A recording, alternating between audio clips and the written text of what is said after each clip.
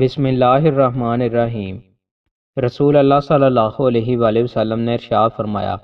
جنگ و جدل کے دن مسلمانوں کا گروہ دمشق نامی شہر کی جانب الغوطہ کے مقام پر ہوگا۔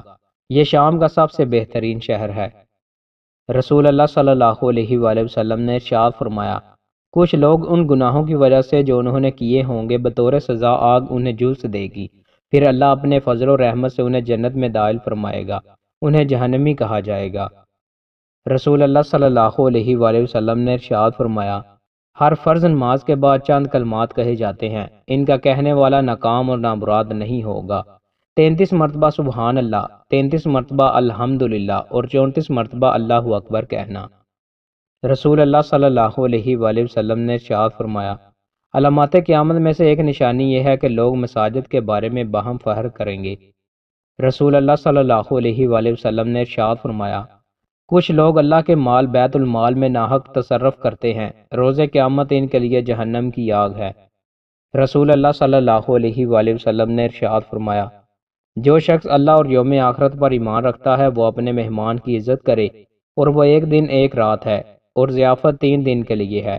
اس کے بعد صدقہ ہے، اور مہمان کے لیے حلال نہیں کہ وہ میزبان کے ہاں اس قدر قیام کرے کہ وہ اسے تنگی میں مبتلا کر دے۔ رسول اللہ صلی اللہ علیہ وآلہ وسلم نے ارشاد فرمایا، تمہارا اپنے بھائی کو دیکھ کر تبسم فرمانا، نیکی کا حکم کرنا، برائی سے روکنا، راہ بھولے شخص کی رہنمائی کرنا، نابینا شخص کی مدد کرنا، پتھر کانٹے اور ہڈی کو راستے سے ہٹا دینا، اور اپنے ڈول سے کسی بھائی کے ڈول میں پانی ڈالنا بھی صدقہ ہے۔ رسول اللہ صلی اللہ علیہ وآلہ وسلم نے ارشاد فرمایا، تم میں سے ہر ایک پر اس کے تمام جوڑوں کا صدقہ کرنا ضروری ہے۔ ہر قسم کی تسبیح سبحان اللہ کہنا صدقہ ہے، ہر قسم کی حمد صدقہ ہے، ہر مرتبہ لا الہ الا اللہ کہنا صدقہ ہے، نیکی کا حکم کرنا صدقہ ہے، برائی سے روکنا صدقہ ہے، اور جو شخص چاشت کی 2 رکعتیں پڑھ لیتا ہے تو وہ اس کے لیے کافی ہو جاتی ہیں۔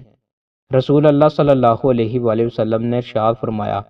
میں تمہیں 5 چیزوں، جماعت سے وابستہ رہنے، سمیع و اطاعت، ہجرت اور اللہ کی راہ میں جہاد کرنے کا حکم دیتا ہوں، اور جس شخص نے بالشت بار جماعت سے علیحدگی اختیار کی تو اس نے اسلام کی رسی اپنی گردن سے اتار دی،